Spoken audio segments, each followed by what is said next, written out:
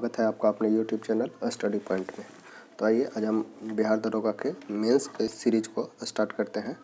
आज ये हमारा प्लेटफॉर्म बुक का फर्स्ट सेट का सॉल्यूशन होगा। फर्स्ट क्वेश्चन है, संप्रभुता राज्य की पूर्णता है। संप्रभुता राज्य की पूर्णता है, यह किसने कहा? यह स्टेटमेंट जो दिया गया है यह किसके द्वारा कहा गया? ऑप्शन है जीन बोंदा, हॉब्स, रूसो या बिलोवी।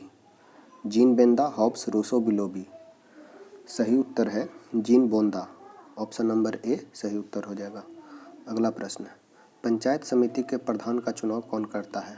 पंचायत समिति के चुनाव का प्रधान का चुनाव कौन करता है? ऑप्शन है सरपंच, उप सरपंच, पंचायत समिति के सदस्य, संबंधित क्षेत्र के समस्त मतदाता।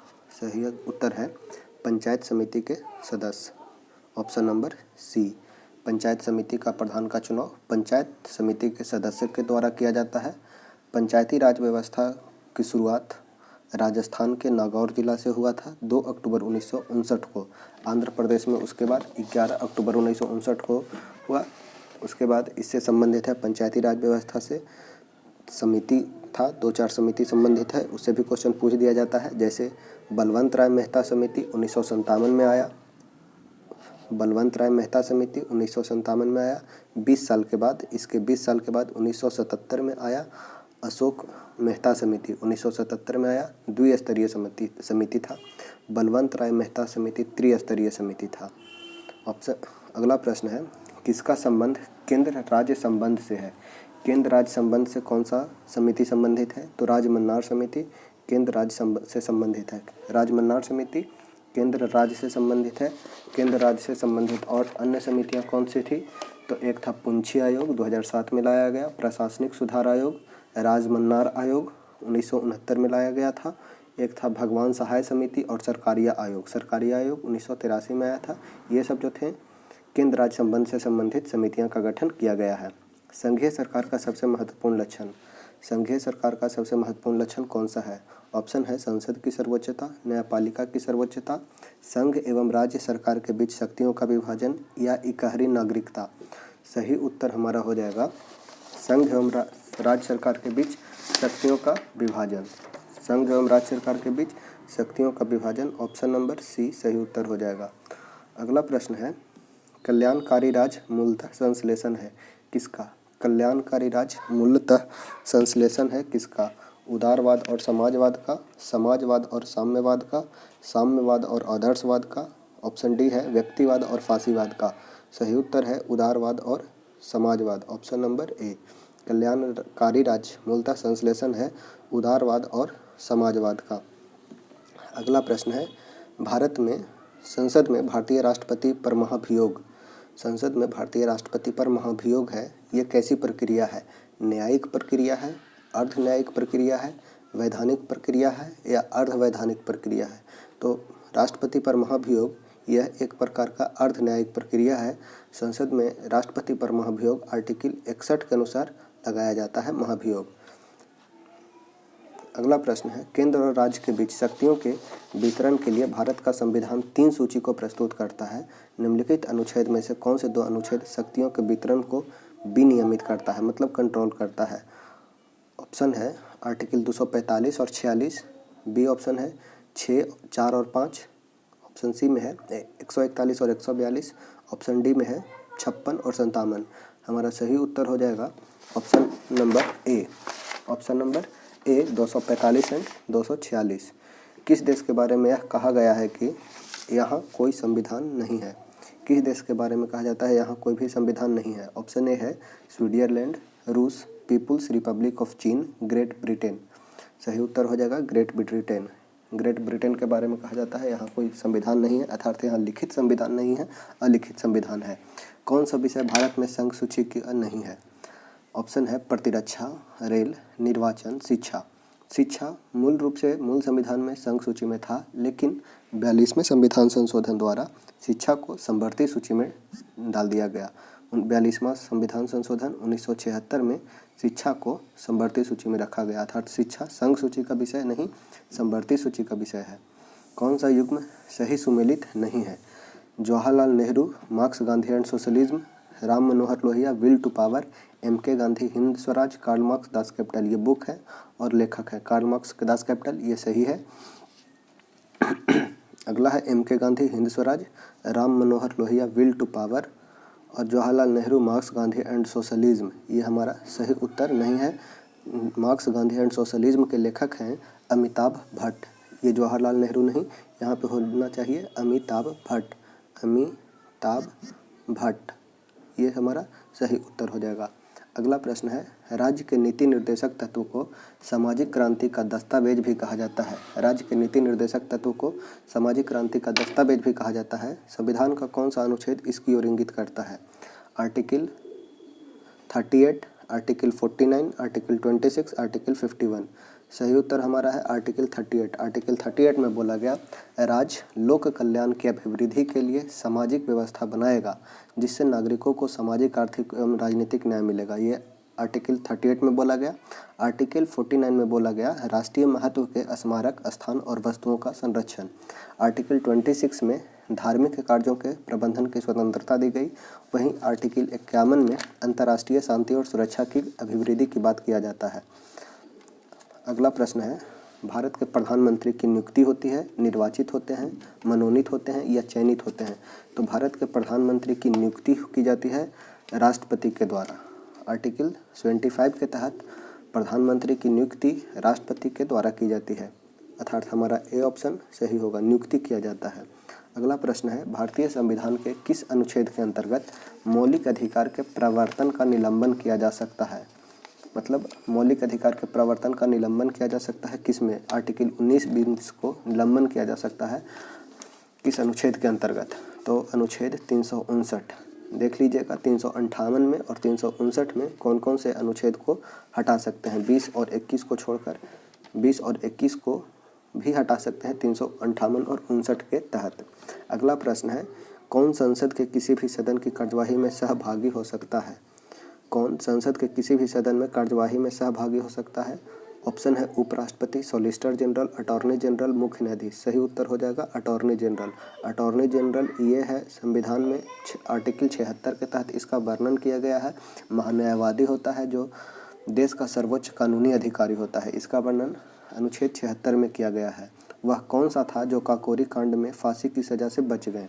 काकोरी कांड कब हुआ था? तो ये हुआ था 9 अगस्त 1925 को काकोरी स्टेशन के पास 8 डाउन ट्रेन को लूट लिया गया था। किनके द्वारा? तो HRA जो था हिंदुस्तान रिपब्लिक एसोसिएशन, उसके सदस्यों के द्वारा ये काम किया गया था। अभी हाल ही में इसको नाम चेंज किया गया है, काकोरी षड्यंत्र कांड को काकोरी ट्रेन एक्शन नाम दिया गया है वहाँ के सरकार के द्वारा। इसमें क्वेश्चन पूछा गया है, कौन सा काकोरी षड्यंत्र कांड केस में फांसी की सज़ा से बच गए थे? तो हमारा सही उत्तर है चंद्रशेखर आज़ाद। चंद्रशेखर आज़ाद फांसी की सज़ा से बच गए थे। इनकी शहीद जो हुए थे वो अल्फ्रेड पार्क में हुए थे, यूपी के गोरखपुर में अल्फ्रेड पार्क है। यहाँ ऑप्शन है अशफाक उल्ला खां। तो अशफाक उल्ला खां को गोरखपुर जेल में फांसी दी गई, ठाकुर रोशन सिंह को इलाहाबाद जेल में फांसी दी गई और रामप्रसाद बिस्मिल को फैज़ाबाद जेल में फांसी हो गई थी। तीनों एक ही जगह के रहने वाले थे, लेकिन तीनों को अलग अलग जेलों में फांसी दी गई। ये भी क्वेश्चन पूछ लिया जाता है। अशफाक उल्ला खान, तो अशफाक उल्ला खान को गोरखपुर जेल में, रामप्रसाद बिस्मिल को फैज़ाबाद जेल में, और एक थे ठाकुर रोशन सिंह, उन्हें इलाहाबाद जेल में फांसी दी गई थी। चंद्रशेखर आज़ाद बच निकले थे। हम्पी के स्मारक का निर्माण किसके द्वारा किया गया? हम्पी में स्मारक का निर्माण किसके द्वारा किया गया था? तो हम्पी में स्मारक का निर्माण ऑप्शन है हरिहर एवं बुक्का, उदायन एवं शिशुनाग, देव वर्मन और वैनमन, महेंद्र वर्मन और सिरमर। सही उत्तर है हरिहर एवं बुक्का। हरिहर एवं बुक्का 1336 में विजयनगर साम्राज्य की स्थापना करते हैं। 1336 में उस विजयनगर का अर्थ होता था विजय का शहर। इनके गुरु थे विद्याधरण संत। ये अपने पिता के नाम पर, हरिहर एवं बुक्का अपने पिता के नाम पर संगम, पिता का नाम संगम था, तो उन्होंने संगम राजवंश की स्थापना की। और ये संगम राजवंश का प्रमुख शासक था कृष्णदेव राय, KDR। संगम राजवंश के बाद सुलुभ, तुलुभ, आर्विडु वंश वहाँ पे शासन करते हैं। भक्ति आंदोलन के निम्नलिखित नायकों में कौन इस्लाम से प्रभावित था? कौन इस्लाम से प्रभावित था? ऑप्शन है चैतन्य, बी ऑप्शन है मीराबाई, सी ऑप्शन है नामदेव, डी ऑप्शन है वल्लभाचार्य। तो ये नामदेव थे, वो इस्लाम से प्रभावित थे। नामदेव ने बरकरी संप्रदाय की स्थापना की थी। इनमें से कौन उग्र राष्ट्रवाद के उल्लेखनीय नेता में से नहीं थे? ऑप्शन है गोपाल कृष्ण गोखले, बिपिन चंद्र पाल, लोकमान्य तिलक, लाला लाजपत राय। तो लाल, बाल और पाल तीनों थे वो उग्र राष्ट्रवाद से संबंधित थे। गोपाल कृष्ण गोखले उग्र नहीं थे। ऑप्शन हमारा ए सही हो जाएगा। गोपाल कृष्ण गोखले अनुदारवादी से थे। गोपाल कृष्ण गोखले महात्मा गांधी के राजनीतिक गुरु थे और गोपाल कृष्ण गोखले के गुरु महादेव गोविंद रानडे थे, जिन्हें महाराष्ट्र का सुकरात कहा जाता है। अगला प्रश्न है, सांख्य दर्शन किसके द्वारा प्रतिपादित किया गया? सांख्य दर्शन के प्रतिपादक कौन थे? ऑप्शन है गौतम मुनि, जैमिनी, कपिल, पतंजलि। तो सांख्य दर्शन के प्रतिपादक कपिल मुनि थे। सांख्य दर्शन के कपिल मुनि थे। ये गौतम जो थे न्याय दर्शन के गौतमी थे, पूर्व मीमांसा के जैमिनी थे और पतंजलि जो थे वो थे योग दर्शन के पतंजलि थे। गुप्त शासकों द्वारा जारी किए गए चांदी के सिक्के क्या कहलाता था? गुप्त शासक द्वारा जारी किए गए चांदी के सिक्कों को क्या कहा जाता था? ऑप्शन है रुपयक, कासारपन, दिनार, पन। सही उत्तर है रुपयक। ऑप्शन नंबर ए सही उत्तर है। अगला प्रश्न है, वह इटालवी यात्री जिसमें विजयनगर साम्राज्य का अत्यंत प्रशंसात्मक विस्तृत वर्णन है वह है कौन सा? मार्को पोलो, निकोलो कॉन्टी, बारबोसा, उपयुक्त में से कोई नहीं। सही उत्तर हमारा है निकोलो कॉन्टी। ऑप्शन अगला प्रश्न है, निम्नलिखित में से कौन सा युग्म सुमेलित नहीं है? गुरु अमरदास, मीरी एवं पीरी। कौन सा युग्म सुमेलित है? ऑप्शन है गुरु अमरदास, मीरी एवं पीरी नहीं। गुरु अर्जुन देव। आदि ग्रंथ की रचना किसके द्वारा की गई? गुरु अर्जुन देव। गुरु रामदास, दल खालसा, गुरु गोविंद सिंह मंजी। तो ऑप्शन हमारा बी यहाँ पे सही है, गुरु अर्जुन देव, आदि ग्रंथ। जिया तरंग आंदोलन कहाँ से प्रारंभ हुआ था? जिया तरंग आंदोलन असम से, त्रिपुरा से, मणिपुर से, मिजोरम से। जिया तरंग आंदोलन मणिपुर से आरंभ हुआ था। Option number C. कौन सा युग्म सही सुमेलित नहीं है? हेक्टर मुनरो, बक्सर का युद्ध। लॉर्ड हेस्टिंग्स, अंग नेपाल युद्ध। सी ऑप्शन है लॉर्ड वेलेस्ली चतुर्थ अंग मैसूर युद्ध। डी ऑप्शन है लॉर्ड कॉर्नवालिस मराठा युद्ध। यहाँ सही उत्तर हो जाएगा लॉर्ड कॉर्नवालिस मराठा युद्ध। लॉर्ड कॉर्नवालिस के टाइम मराठा युद्ध नहीं हुआ था। मराठा युद्ध प्रथम मराठा का 3 युद्ध हुआ। एक हुआ 1775 से 82 तक, उस टाइम गवर्नर जनरल था लॉर्ड हेस्टिंग्स। दूसरा हुआ 1803 से 5, उस टाइम था वेलेस्ली। और 17 से 19 तीसरा मराठा युद्ध हुआ, उस समय थे लॉर्ड हेस्टिंग्स। अर्थात हमारा डी ऑप्शन सही है। यहाँ पे ये गलत मिलान किया गया है। कानय कुब्ज किस भारतीय शहर का प्राचीन नाम है? कानय कुब्ज किस भारतीय शहर का प्राचीन नाम है? तो कन्नौज। कानय कुब्ज किसका नाम है? कन्नौज का। कन्नौज कहाँ पड़ता है? यूपी में। इसका पुराना नाम कानय कुब्ज था। मौर्य काल में सीता से क्या तात्पर्य है? सीता का मतलब क्या होता था? ऑप्शन है एक देवी, बी ऑप्शन है एक धार्मिक संप्रदाय, सी ऑप्शन है राजकीय भूमि से प्राप्त आय, ऑप्शन डी है ऊसर भूमि। सही उत्तर है सीता का तात्पर्य राजकीय भूमि से प्राप्त आय था। ऑप्शन अगला प्रश्न है, भारतीय स्वाधीनता संघर्ष से संबंधित निम्नलिखित घटना को नीचे दिए गए कूट से उनके सही काल अनुक्रम में चयन कीजिए। ऑप्शन है द्वितीय गोलमेज सम्मेलन, भारतीय राष्ट्रीय कांग्रेस का कराची अधिवेशन, भगत सिंह को फांसी, गांधी इरविन समझौता। इसे हम देख लेते हैं। तो द्वितीय गोलमेज सम्मेलन कब हुआ? द्वितीय गोलमेज सम्मेलन हुआ 7 सितंबर 1931 को द्वितीय गोलमेज सम्मेलन हुआ। भारतीय राष्ट्रीय कांग्रेस का कराची अधिवेशन ये हुआ। भारतीय राष्ट्रीय कांग्रेस का कराची अधिवेशन 29 मार्च 1931 को हुआ। भगत सिंह को फांसी 23 मार्च को, जो शहादत दिवस मनाते हैं, 23 मार्च को हुआ भगत सिंह को फांसी। गांधी इरविन समझौता हुआ था 5 मार्च को। तो हमारा स्टार्टिंग कौन सा हो जाएगा? 5 मार्च। उसके बाद 23 मार्च, 4, 3, 2, 29 मार्च, 1। ऑप्शन हमारा सी सही हो जाएगा। गांधी इरविन समझौता 5 मार्च 1931, भगत सिंह को फांसी 23 मार्च 1931, भारतीय राष्ट्रीय कांग्रेस का कराची अधिवेशन 29 मार्च 1931 और द्वितीय गोलमेज सम्मेलन 7 सितंबर 1931 से 1 दिसंबर 1931 तक चला द्वितीय गोलमेज सम्मेलन। अर्थात ऑप्शन नंबर सी सही उत्तर हो जाएगा। तालीकोटा का युद्ध लड़ा गया था किनके किनके बीच? तालीकोटा का युद्ध किनके किनके बीच लड़ा गया? ऑप्शन है अकबर और मालवा के सुल्तान के बीच, विजयनगर और बहमनी राज्य के बीच, विजयनगर और बीजापुर, अहमदनगर, बीदर, गोलकुंडा की संयुक्त सेना के बीच। ऑप्शन डी है शेर शाह और हुमायूं के बीच। सही उत्तर है विजयनगर और बीजापुर, अहमदनगर, बीदर और गोलकुंडा की संयुक्त सेना के बीच। ऑप्शन नंबर सी सही उत्तर हो जाएगा। रविंद्रनाथ टैगोर को नोबेल पुरस्कार किस वर्ष दिया गया? रविंद्रनाथ टैगोर को नोबेल पुरस्कार किस वर्ष दिया गया? 1913 में गीतांजलि के लिए रविंद्रनाथ टैगोर को नोबेल पुरस्कार दिया गया। ये प्रथम भारतीय थे जिन्हें नोबेल पुरस्कार दिया गया पत्रकारिता के क्षेत्र में। अगला प्रश्न है, भूदान आंदोलन की शुरुआत हुई थी। भूदान आंदोलन की शुरुआत हुई थी कहाँ से? उत्तर प्रदेश, मध्य प्रदेश, आंध्र प्रदेश, हिमाचल प्रदेश। सही उत्तर है आंध्र प्रदेश। कक्षक की घटती ऊर्जा के क्रम में व्यवस्थित करना है, सही विकल्प कौन सा है? फर्स्ट ऑफ ऑल 5F हो जाएगा, उसके बाद 6P, 5P, 4D। Option number B हमारा सही हो जाएगा।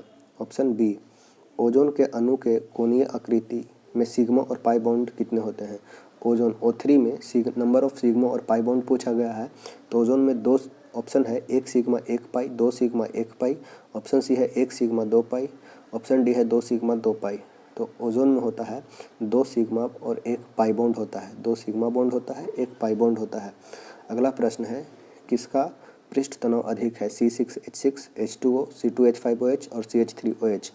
सही उत्तर हो जाएगा हमारा H2O, यानी कि जल में पृष्ठ तनाव अधिक है ये सब में। अगला प्रश्न है, एक गैस जैसे कार्बन मोनोऑक्साइड आदर्श गैस नियम का सर्वाधिक पालन किस दिशा में करेगा? किस दशा में करेगा? एक गैस जैसे कार्बन मोनोऑक्साइड आदर्श गैस नियम का सर्वाधिक पालन किस दशा में करेगा? उच्च ताप एवं निम्न दाब में, निम्न ताप उच्च दाब में, उच्च ताप एवं उच्च दाब में, निम्न ताप एवं निम्न दाब। तो ये एक गैस सर्वाधिक आदर्श गैस तब कहा जाता है जब इसका ताप उच्च हो एवं दाब निम्न हो, यानी कि उच्च ताप एवं निम्न दाब। ऑप्शन नंबर ए सही उत्तर हो जाएगा। जल की अस्थायी कठोरता हटाने की प्रयुक्त कौन सी विधि है? जल की अस्थायी कठोरता। ऑप्शन है संश्लिष्ट रेजिन विधि, कैलगॉन विधि, क्लार्क विधि, आयन विनिमय विधि। सही उत्तर हमारा है क्लार्क विधि। ऑप्शन सी क्लार्क विधि। अगला प्रश्न है, सूची 1 को सूची 2 के उनके निर्माण में काम लगाया गया है। जैसे सल्फ्यूरिक अम्ल, सल्फ्यूरिक अम्ल को किस प्रोसेस के द्वारा बनाया जाता है? स्टील को किस प्रोसेस के द्वारा बनाया जाता है? सोडियम हाइड्रोक्साइड को किस प्रोसेस के द्वारा बनाया जाता है? अमोनिया को किस प्रोसेस के द्वारा बनाया जाता है? तो देखते हैं, अमोनिया को संपर्क प्रोसेस, अमोनिया संपर्क प्रोसेस के द्वारा बनाया जाता है। Option D. सोडियम हाइड्रोक्साइड को लिम्ब लॉन्ग प्रक्रम द्वारा, स्टील को बेसमर प्रक्रम द्वारा और सल्फ्यूरिक अम्ल को हैबर प्रक्रम द्वारा। Option number 1, 2, 3, 4। ऑप्शन ए हमारा सही उत्तर हो जाएगा। अगला प्रश्न है, कौन सा अनावश्यक एमिनो अम्ल है? कौन सा अनावश्यक एमिनो अम्ल है? ऑप्शन है लाइसिन, वैलिन, ल्यूसीन, एलानिन। सही उत्तर हो जाएगा एलानिन। Option number D. जैव निम्नीकरण बहुलक कौन सा है? जैव निम्नीकरण बहुलक कौन सा है? ब्यूना 6, नाइलॉन 6, नाइलॉन 2 और नाइलॉन 6। ऑप्शन सही उत्तर हो जाएगा नाइलॉन 2, नाइलॉन 6। अगला प्रश्न है, किसी सतह का किसी द्रव से गीला होना मुख्यतः निर्भर करता है किस चीज़ पर? श्यानता पर, पृष्ठ तनाव पर, घनत्व पर, पृष्ठ तथा द्रव के बीच स्पर्श कोण पर। सही उत्तर हो जाएगा पृष्ठ तथा द्रव के बीच स्पर्श कोण पर। Option number D. एक चालक को कुछ आवेश दिया जाता है तो उसका विभव कहाँ पे अधिकतम होगा? सतह पर अधिकतम होता है, केंद्र पर अधिकतम होता है, संपूर्ण चालक पर अधिकतम होता है, या सतह एवं केंद्र के मध्य में कहीं पर अधिकतम होता है? सही उत्तर हो जाएगा हमारा संपूर्ण चालक पर समान होता है। संपूर्ण चालक पर समान होगा। Option C. कौन सा एक परिपथ सुरक्षा फ्यूज के रूप में कार्य करता है? कौन सा परिपथ सुरक्षा युक्ति के रूप में कार्य करता है? ऑप्शन है फ्यूज, चालक, प्रेरक, स्विच। तो यह हो जाएगा फ्यूज। अगला क्वेश्चन है, विद्युत परिपथ के लिए किरचॉफ के पहले और दूसरे नियम का परिणाम है। ये क्वेश्चन बिहार एसआई में पीटी में भी पूछ लिया गया था। यानी कि first law summation of I equal to 0 होता है। Summation of I equal to 0, यानी कोई भी पॉइंट पे charge meeting at a point is equal to 0। इसका डायरेक्शन इस प्रकार, अगर आ रहा है तो अंदर की ओर, जा रहा है तो बाहर की ओर। ये होता है KCL कंजर्वेशन ऑफ चार्ज, यानी कि अगला और एक होता है summation of v equal to 0। Second law होता है summation of v equal to 0, यानी कि कोई भी लूप में वोल्टेज ड्रॉप 0 हो जाता है। तो ये हमारा सही उत्तर हो जाएगा विद्युत आवेश और ऊर्जा संरक्षण, ऑप्शन नंबर बी, 42 का बी हो जाएगा। अगला प्रश्न है, एक आवेश रहित कण चुंबकीय क्षेत्र की दिशा के लंबवत दिशा में गति कर रहा है, तब कण की चाल अपरिवर्तित रहेगी, कण की दिशा अपरिवर्तित रहेगी, त्वरण अपरिवर्तित रहेगा या वेग अपरिवर्तित रहेगा। सही उत्तर है कण की चाल अपरिवर्तित रहेगी। अगला प्रश्न है, एक विद्युत चुंबकीय तरंग के विद्युत और चुंबकीय क्षेत्र एक ही कला में और परस्पर लंब दिशा में होते हैं, एक ही कला में और परस्पर समांतर होते हैं, विपरीत कला में और परस्पर लंब दिशा में होते हैं, विपरीत कला में और परस्पर समांतर होते हैं। सही उत्तर है एक ही कला में परस्पर लंब दिशा में होते हैं, ऑप्शन नंबर ए। इंद्रधनुष के संदर्भ में कौन सा गलत है? इंद्रधनुष के संदर्भ में गलत कथन शून्य है। पहला है, इंद्रधनुष सूर्य के प्रकाश के विक्षेपण, अपवर्तन और परावर्तन का संयुक्त प्रभाव है। सही है। जब किसी जल की बूंद में प्रकाश की किरण 2 बार आंतरिक परावर्तन करती है तो कोई द्वितीयक इंद्रधनुष बनता है। ये भी हमारा सही उत्तर है। द्वितीयक इंद्रधनुष में वर्णों का क्रम उत्क्रमित हो जाता है, यानी रिवर्स हो जाता है। ये भी सही है। कोई प्रेक्षक इंद्रधनुष तब देखता है जब सूर्य उसके सामने होता है, नहीं सामने नहीं, उसके अपोजिट होता है। अगर अपोजिट होता तो सही होता, सामने के कारण ये हमारा रॉन्ग है और गलत उत्तर ही चुनना था, अर्थात हमारा डी ऑप्शन सही हो जाएगा। कौन सी घटना प्रकाश के कणीय प्रकृति को दिखलाता है? कणीय प्रकृति को कौन सी घटना दिखलाता है? तो प्रकाश विद्युत प्रभाव, ऑप्शन नंबर ए। एक मेगा इलेक्ट्रॉन वोल्ट ऊर्जा वाले फोटॉन का संवेग कितना होगा? तो ये हो जाएगा ऑप्शन नंबर डी, 5 × 10⁻22 न्यूमेरिकल है। साउदर्न ब्लॉटिंग द्वारा की जाती है। साउदर्न ब्लॉटिंग द्वारा किसके द्वारा की जाती है? आरएनए की पहचान हेतु आरएनए प्रोब द्वारा, आरएनए की पहचान हेतु डीएनए प्रोब द्वारा, प्रोटीन की पहचान हेतु नामांकित एंटीबॉडी द्वारा, डीएनए खंड की पहचान हेतु डीएनए या आरएनए प्रोब द्वारा। सही उत्तर हमारा है डीएनए खंड की पहचान हेतु डीएनए या आरएनए प्रोब द्वारा। विडाल टेस्ट, विडाल टेस्ट किसकी पुष्टि के लिए किया जाता है? Malaria, AIDS, cancer, typhoid. Widal test किया जाता है टाइफाइड को टेस्ट करने के लिए, ऑप्शन बी सही हो जाएगा। न्यूक्लियोसाइड क्या है? न्यूक्लियोसाइड क्या है? शुगर प्लस नाइट्रोजन युक्त base, sugar plus phosphate, nitrogen युक्त बेस प्लस फॉस्फेट, या ऑप्शन डी है शुगर प्लस नाइट्रोजन युक्त बेस प्लस फॉस्फेट। सही उत्तर है शुगर प्लस नाइट्रोजन युक्त बेस, ऑप्शन नंबर ए। अगला प्रश्न है, अग्रपुंज एक्रोसोम पाए जाते हैं किसमें? शुक्राणु में, अंडाणु में, अंडाशय में, युग्मनज में। तो एक्रोसोम पाए जाते हैं शुक्राणु में, ऑप्शन नंबर ए। जुकाम होता है किसके कारण? रेट्रो विषाणु के कारण, फेज विषाणु के कारण, राइनो विषाणु के कारण, संदल विषाणु के कारण। तो जुकाम होता है राइनो विषाणु के कारण, ऑप्शन नंबर सी सही उत्तर हो जाएगा। अगला प्रश्न है, मुर्रा सुरती मेहसान। मुर्रा सुरती मेहसान किसकी प्रजाति है? गाय की, भैंस की, बकरी की, भेड़ की। मुर्रा सुरती मेहसान ये सब भैंस की प्रजाति है, ऑप्शन नंबर बी सही उत्तर हो जाएगा। अगला प्रश्न है, कौन सा कीटभक्षी पौधा है? कौन सा कीटभक्षी पौधा है? ड्रोसेरा, नेफेंथिस, ए और बी दोनों, हाइड्रिला। तो ये ए और बी दोनों हो जाएगा, ड्रोसेरा और नेफेंथिस। एक पारिस्थितिकी तंत्र के वाहक बल हैं, कौन सा? उत्पादक, जीवभार, कार्बोहाइड्रेट, सूरज की ऊर्जा। सही उत्तर है सूरज की ऊर्जा, ऑप्शन नंबर डी। एबिसिनिया, राइजोपोरा और एट्रिप्लेक्स हैं क्या चीज़? जीरोफाइट है, हेलोफाइट है, हाइड्रोफाइट है या मीसोफाइट है? सही उत्तर होगा हेलोफाइट। ये जो पाए जाते हैं हेलोफाइट में पाए जाते हैं। ऑप्शन अगला प्रश्न है, भारतीय मुद्रा बाजार के अंतर्गत निम्नलिखित नहीं है। भारतीय मुद्रा बाजार के अंतर्गत निम्नलिखित नहीं है, कौन सा नहीं है? सहकारी बैंक, सहकारी बैंक, भारतीय मुद्रा बाजार के अंतर्गत नहीं है सहकारी बैंक, वाणिज्यिक बैंक, भारतीय औद्योगिक विकास बैंक, विदेशी नियम विनिमय बैंक। कौन सा नहीं है? तो ये आ जाएगा हमारा सही उत्तर हो जाएगा भारतीय औद्योगिक विकास बैंक, IDBI। यदि मांग की आय लोच अधिक हो तो कर की दरों को बढ़ा देना चाहिए, कर की दरों को घटा देना चाहिए, कर नहीं लगाना चाहिए, उपयुक्त में से कोई नहीं। सही उत्तर है कर की दरों को बढ़ा देना चाहिए, ऑप्शन नंबर ए। हरित सकल राष्ट्रीय आय है क्या? हरित सकल राष्ट्रीय आय क्या है? कृषि तथा जंगल की आय का हिस्सा कृषि तथा जंगल की आय का हिस्सा, विदेशी व्यापार से प्राप्त आय का हिस्सा, वह हिस्सा जिसमें काला धन नहीं है, जिसमें पर्यावरण क्षरण को लेखा भी किया गया है। ऑप्शन नंबर डी हमारा सही उत्तर हो जाएगा। हरित सकल राष्ट्रीय आय के बारे में। भारतीय अर्थव्यवस्था में रिजर्व मुद्रा बढ़ेगी। भारतीय अर्थव्यवस्था में रिजर्व मुद्रा बढ़ेगी यदि शुद्ध गैर मौद्रिक देयता बढ़ जाए, रिजर्व बैंक के पास शुद्ध विदेशी मुद्रा भंडार बढ़ जाए, या रिजर्व बैंक के पास शुद्ध विदेशी मुद्रा भंडार बढ़ जाए, या ऑप्शन डी है रिजर्व बैंक के द्वारा वाणिज्यिक क्षेत्र को उपलब्ध शुद्ध साख घट जाए। सही उत्तर है सी, रिजर्व बैंक के पास शुद्ध विदेशी मुद्रा बढ़ जाए। Option number C. चतुर्थ पंचवर्षीय योजना की अवधि क्या थी? चतुर्थ पंचवर्षीय योजना की अवधि क्या थी? ऑप्शन ए है 69 से 74, 1967 से 72, 1968 से 73, 1970 से 75। हमारा सही उत्तर है 1969 से 74। कौन सा युग्म सुमेलित नहीं है? ब्लिजर्ड कहाँ चलता है? कनाडा में, तो सही है, ब्लिजर्ड कनाडा में चलता है। हरमट्टन चलता है नाइजर में, ये भी सही है। पैम्प्रो अर्जेंटीना में चलता है। ब्रिक फ्लिंडर फ्रांस में नहीं, ऑस्ट्रेलिया में चलता है, यानी कि ऑप्शन हमारा बी सही हो जाएगा। ब्रिक फ्लिंडर फ्रांस नहीं, ऑस्ट्रेलिया में चलने वाली एक गर्म हवा है। पोर्ट ब्लेयर स्थित है कहाँ? उत्तरी अंडमान में, मध्य अंडमान, दक्षिणी अंडमान या little Andaman? Port Blair Andaman Nicobar की राजधानी है, वो कहाँ स्थित है ये पूछा गया है।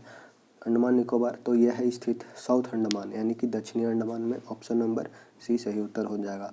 बाणसागर परियोजना स्थित है कहाँ? बाणसागर परियोजना किस नदी पर है? रिहन नदी पर, सोन नदी पर, नर्मदा नदी पर, कनहर नदी पर? सही उत्तर है सोन नदी पर। ऑप्शन नंबर बी, बाणसागर परियोजना सोन नदी पर है। Option B. भारत में अरावली पर्वत का निर्माण हुआ है। कैलेडोनियन युग में, मेसोजोइक युग में, टर्शियरी युग में, हर्सिनियन युग में? तो यह सही उत्तर है कैलेडोनियन युग में। ऑप्शन नंबर ए। भारत में निम्नलिखित में कौन सा युग्म सुमेलित नहीं है? पीर पंजाल लघु हिमालय का भाग है, तो ये सही है। पोटवार बेसिन जो है कुमाऊं हिमालय का नहीं, ये पाकिस्तान में पड़ता है, अर्थात ये तो सही उत्तर हमारा नहीं होगा। K2 काराकोरम का सबसे ऊंची चोटी है K2। करेवा जो है कश्मीर घाटी का क्षेत्र है, ये सही है, यानी कि हमारा सही उत्तर हो गया बी। पोटवार जो है कुमाऊं हिमालय का दिया है, कुमाऊं हिमाचल का दिया है, ये गलत है। पोटवार बेसिन जो पाया जाता है पाकिस्तान में है। किसने पर्यावरण की तुलना यातायात पुलिस से की थी? ऑप्शन है टैथम, हर्बर्टसन, चिलोजेम, टेलर? सही उत्तर है टेलर। Option number D. कौन सा एक समुद्री बंदरगाह नहीं है? त्रिचूर, ओखला, क्विलोन, नागरकोइल? ओखला ये यूपी में पड़ता है, यूपी में नोएडा वाला एरिया पड़ता है ओखला। निम्नलिखित में कौन सा एक राज्य मदई, मांडोवी और महदाई नदियों से संबंधित नहीं है? तो ये केरल, गोवा, कर्नाटक, महाराष्ट्र? कौन सा है? तो सही उत्तर हमारा हो जाएगा केरल में ये सब नदियां नहीं बहती है। केरल में एक ही नदी पेरियार नदी बहती है। निम्नलिखित प्रकार के मेघ में से कौन सा आकाश में उच्चतम स्तर में दिखाई पड़ता है? मध्य कपासी, पच्छाद कपासी, कपासी वर्षी या स्तरी कपासी? कौन सा ऊंचाई रूप में दिखता है? तो ये हमारा सही उत्तर हो जाएगा पच्छाद कपासी। ऑप्शन नंबर बी, पच्छाद कपासी। विश्व में चावल का बृहत्तम निर्यातक कौन सा देश है? ऑप्शन है चीन, भारत, थाईलैंड, वियतनाम? तो सही उत्तर हमारा हो जाएगा थाईलैंड। सबसे बड़ा निर्यातक है थाईलैंड। कौन सा, और अगर उत्पादक बोला जाए तो चीन हो जाएगा। निम्नलिखित में कौन सा उद्योग विकास उद्योग कहा जाता है? ऑप्शन है रसायन उद्योग, मोटर गाड़ी उद्योग, लौह एवं इस्पात उद्योग, सूती वस्त्र उद्योग? सही उत्तर हो जाएगा रसायन उद्योग। 72 का ऑप्शन नंबर ए सही उत्तर है। अगला प्रश्न है, एशियाई टुंड्रा के निवासी समूह को क्या कहा जाता है? एशियाई टुंड्रा के निवासी समूह को क्या कहा जाता है? वेद्दा, किर्गिज, सेमोयड, गुआचो? सही उत्तर है सेमोयड, यानी कि ऑप्शन नंबर सी। अगला प्रश्न है, नदियाँ जो विंध्याचल श्रेणी के दक्षिण में बहती है तथा अरब सागर में गिरती है, वे कौन सी नदियाँ हैं? ऑप्शन है नर्मदा माही, नर्मदा ताप्ती, नर्मदा गोदावरी, ताप्ती और माही? तो कौन सा सही उत्तर हो जाएगा? नर्मदा और Tapti. Option number B, Narmada और ताप्ती विंध्याचल श्रेणी के दक्षिण में बहती है और अरब सागर में गिरती है। डोलड्रम निम्न अक्षांश रेखा के मध्य स्थित है। डोलड्रम निम्न अक्षांश मध्यरेखा के बीच स्थित है, तो यह है 5 डिग्री उत्तर और 5 डिग्री दक्षिण अक्षांश के बीच। ऑप्शन नंबर सी। पृथ्वी से सूर्य की औसत दूरी कितनी है? 915 लाख, 945 लाख मील, 930 लाख मील, 901 लाख मील। ऑप्शन नंबर इसका सही उत्तर है 930 लाख मील। अगला प्रश्न है, दुनिया की सर्वश्रेष्ठ पर्यटन गाँव पोचमपल्ली किस राज्य में स्थित है? तेलंगाना में, आंध्र प्रदेश में, कर्नाटक में, तमिलनाडु में। पोचमपल्ली जो है दुनिया का सर्वश्रेष्ठ पर्यटक गाँव घोषित किया गया है, ये स्थित है तेलंगाना में। ऑप्शन नंबर ए, तेलंगाना। अगला प्रश्न है, भारत का पहला मानव युक्त महासागर मिशन है कौन सा? भारत का पहला मानव युक्त महासागर मिशन है। ऑप्शन है समुद्रयान, सागरयान, जलयान। सही उत्तर है समुद्रयान। 78 का ऑप्शन नंबर ए सही उत्तर। ई अमृत पोर्टल संबंधित है किस चीज़ से? ई अमृत पोर्टल संबंधित है ऑनलाइन तीर्थाटन बुकिंग सुविधा से, ऑनलाइन मेडिसिन डिलीवरी सुविधा से, ई वाहन जागरूकता से, इनमें से कोई नहीं। तो ई वाहन जागरूकता से संबंधित है ई अमृत पोर्टल। अगला प्रश्न है, COP26 शिखर सम्मेलन का आयोजन कहाँ किया गया? COP26 का आयोजन कहाँ किया गया? रोम में, मैड्रिड में, लंदन में, ग्लासगो में। सही उत्तर है ग्लासगो में। Option number D. अगला प्रश्न है, मैथ्स क्वेश्चन आता है, 2.5 दर्जन सेब का क्रय मूल्य 300 है। 2.5 दर्जन कहने का मतलब 30 केले का मूल्य है 300। 1 केले का मूल्य कितना हुआ? 10 रुपया। अब इसको बेचना है 15 रुपये में। 10 रुपये में खरीद कर 15 रुपये में बेचे तो हमें प्रॉफिट कितना का हुआ? 50% का। Option number B. अगला प्रश्न, हमें ये अल्फ़ा का वैल्यू निकालना है। यहाँ से ये 75 है तो ये भी एंगल हमारा 75 हो जाएगा। ये 40 है तो ये भी 40 हो जाएगा। अब हमारा ये फाइंड करना है, तो ये जानते हैं ट्रायंगल में, कोई भी ट्रायंगल में exterior angle sum of interior angle होता है सामने का, ये दोनों का इक्वल हो जाएगा, यानी कि 75 + 45 के इक्वल हो जाएगा, यानी कि हमारा हो जाएगा ये 40 है, 75 + 40 यानी कि 115। Option number D. अगला प्रश्न है, यदि 2 साल के लिए 5% की वार्षिक दर से चक्रवृद्धि ब्याज और साधारण ब्याज के बीच का अंतर 225 रुपये है तो मूलधन हमें ज्ञात करना है। देखिए इसको आराम से बनाते हैं। इसमें ये बोला गया है 2 साल का चक्रवृद्धि ब्याज और साधारण ब्याज का अंतर दे दिया गया है, यानी कि 5% से है। 5% से है चक्रवृद्धि ब्याज और 5% है साधारण ब्याज, यानी कि अगर साधारण ब्याज देंगे तो 2 साल का हो जाएगा 5 दूना 10%। अगर वही चक्रवृद्धि ब्याज देंगे तो 5 दूना 10 और 0.25 यानी कि 10.25 हो जाएगा। अब इसका अंतर बोला गया है, यानी कि 0.25% बराबर दिया गया है 225 रुपया। 0.25% बराबर 225 रुपया, तो 100% बराबर कितना? तो 25 × 225 यानी कि 9 और 9 पे 2 2 4 0, यानी कि ऑप्शन नंबर डी हमारा सही उत्तर हो जाएगा। अगला प्रश्न, दी गई संख्या में कौन सा आरोही क्रम सही है? यानी कि इंक्रीजिंग ऑर्डर में सजाना है। इसको देख लेंगे। ऐसा क्वेश्चन रहे तो हम यहाँ से देखते हैं, फ्रैक्शन के रूप में रहे तो देखिए जैसे 1/3, 1/5 और 2/5, तो इंक्रीजिंग ऑर्डर देखना है। 5 × 1 = 5, 5 × 5 और ये हुआ 3, 5 यहाँ 3 वहाँ, ये हुआ हमारा डिक्रीजिंग, तो ऑप्शन नंबर ए तो होगा नहीं, ऑप्शन ए नहीं होगा। अगला अगर देखते हैं सेकंड को, तो 1/3 है, सेकंड में है 1/3, 2/5 और 1/5, तो 5 × 5 3 दूना 6, ये तो इतना तक सही है, लेकिन 5 दूना 10 और 5 ये भी नहीं हो जाएगा। ऑप्शन सी में देखते हैं 1/5, 1/5, 1/3 और 2/5, तो ये 3 हुआ और ये 5 हुआ, और ये इधर से करेंगे तो 5 × 5 और 6 हुआ, तो ये हमारा इंक्रीजिंग ऑर्डर में है। ऑप्शन नंबर सी सही उत्तर हो जाएगा। एक बहुभुज में प्रत्येक बाह्य कोण 40 डिग्री है तो उसके कितनी भुजा हैं?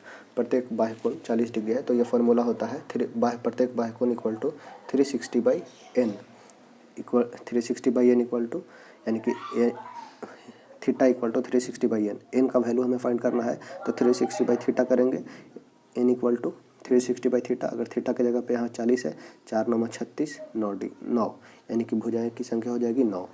अगला प्रश्न है, 9 सेंटीमीटर लंबाई और 6 सेंटीमीटर चौड़ाई वाले एक आयत के विकर्ण की लंबाई ज्ञात करना है, तो इसका सही उत्तर हो जाएगा एक आयत के विकर्ण है √L² + B² हो जाएगा, यानी कि 9 × 9 = 81 और 36 81 और 36, 6 1 7, 8 3 11, 117। तो 3 3 9 और 13 9 17 से 86 के हो जाएगा हमारा सही उत्तर एप्पल। माइनस में नहीं होगा, विकर्ण माइनस में नहीं हो सकता है।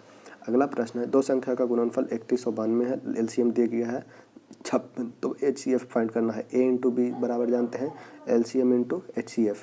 A into B equal to LCM into HCF।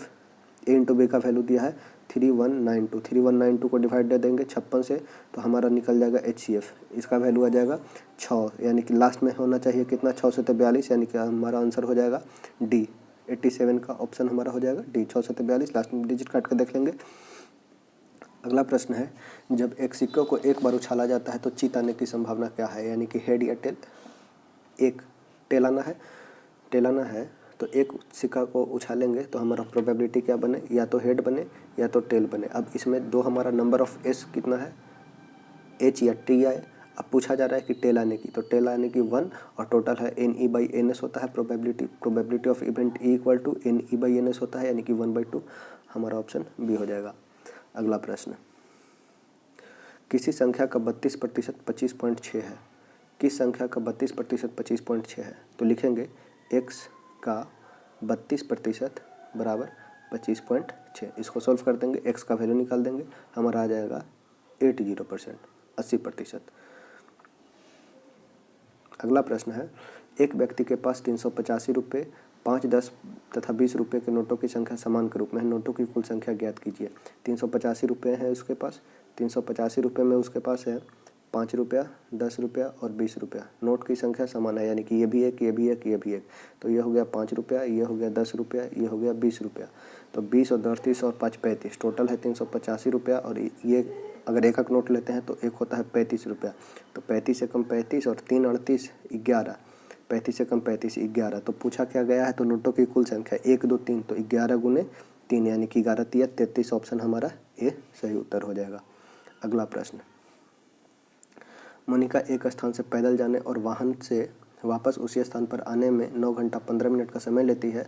उसे पैदल आने जाने में 11 घंटे और 12 मिनट लगते हैं, तो उसे वाहन आने से आने जाने में कितना समय लगेगा। ऐसे लिख सकते हैं, मोनिका को पैदल प्लस वाहन, यानी कि वाहन को व्हीकल लिख दिए, P + W इक्वल टू 9 घंटा 15 मिनट। ठीक है, आगे फिर बोलता है उसे पैदल आने जाने में P + P, आने प्लस जाने में उसे लगता है 11 घंटे 12 मिनट। पैदल आई भी और गई भी, तो 11 घंटा 12 मिनट लगता है, यानी कि दोनों P + P आया। यानी कि अगर हम 2P लिखें तो कोई दिक्कत नहीं, 11 घंटा 12 मिनट। इसको डिवाइड देंगे 2 से, तो अगर 10 घंटा 72 मिनट लिख दे तो कोई दिक्कत नहीं। तो 10 घंटा को 5 घंटा 36 मिनट लिख सकते हैं, इसका आधा 5 घंटा 36 मिनट। अब 5 घंटा 36 मिनट इसमें गया था, तो 9 घंटा 15 मिनट में से 5 घंटा 36 मिनट को माइनस कर देंगे तो हमारा आ जाएगा समथिंग, और उसको मल्टीप्लाई करेंगे 2 से तो आ जाएगा हमारा 7 घंटा 18 मिनट। ऑप्शन नंबर ए, 5 घंटा 36 मिनट आया ना। अब इसको 9.55 माइनस 5.36 करेंगे, 5 घंटा 36 मिनट, तो हमारा आएगा 3 घंटा 39 मिनट। 3 घंटा 39 मिनट एक तरफ व्हीकल से जाने का, तो दोनों तरफ से करेंगे तो 3 दूनी 6 1 7 घंटा 18 मिनट लग जाएगा टोटल व्हीकल से आने जाने में। ऑप्शन नंबर ए। अगला प्रश्न है, सभी परिमेय से अपरिमेय संख्या कैसी होती है। अपरिमेय संख्या पूर्ण होती है, काल्पनिक होती है, पूर्णांक होती है, वास्तविक होती है। तो सभी अपरिमेय संख्या हमारा वास्तविक होती है। ऑप्शन नंबर डी सही उत्तर हो जाएगा। 2.56 को लिखना है, यहाँ पे रेकरिंग दिया है, तो रेकरिंग को हटाने के लिए क्या करेंगे, रेकरिंग को हटाने के लिए 99 करेंगे, 2 इंटीजर 56/99 हमारा हो जाएगा। Option number B. अगला प्रश्न है, रोशन की घड़ी में प्रदर्शित समय के अनुसार अभी 6:30 बजे हैं। 6:30 कब कैसे बजता, 6:30 एक 6 से इधर होगा और एक 6 पे होगा। घंटे वाला सुई 6 से थोड़ा सा आगे होगा और मिनट वाला सुई ठीक 6 पे होगा। आगे बोलता है, और घड़ी की सुई दक्षिण दिशा की ओर इंगित करता है। ठीक है, ये नॉर्थ, ये साउथ, ये ईस्ट, ये वेस्ट।